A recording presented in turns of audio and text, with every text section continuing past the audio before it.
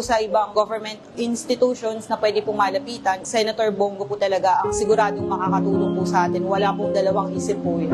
Yung nakita ko po yung naibigay sa akin, sobrang saya ko po. Kasi naiyak po ako sa bigay po niya para sa anak ko po.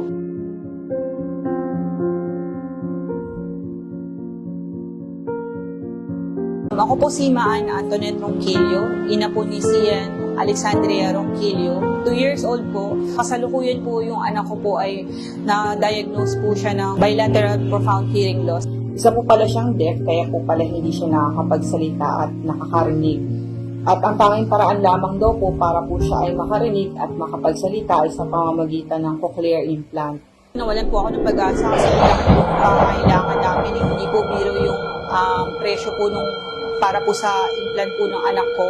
Una-una ko po talaga na sa isip ko ang paglapit kay Senator kasi alam ko po siya po yung unang-unang makakatulong po para po sa anak ko. Kaya sa kanya po talaga kami lumapit. Di po ako nagkamali kasi po talagang malaki po talaga yung naitulong niyo. Tulungan niyo po yung baby ko na mapa-opera sa pamamagitan po ng guarantee letter at sa tulong din po ng malasakit po para po mailabas ko po yung baby ko po sa hospital. Sobrang salamat po, Senator Bongo, kasi hindi po kayo nagdalawang isip.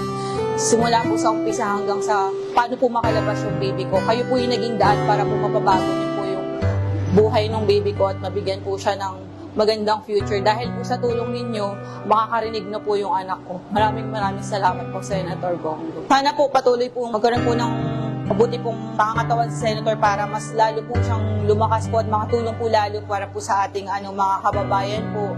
Sana po pagpatuloy niyo pa po yung pagtulong po kahit saan pong lugar. Tsaka po yung sa Malasakit Center po niya, sobrang laking tulong po. Lalo-lalo na po sa mga nakakailangan para po sa mga bata po.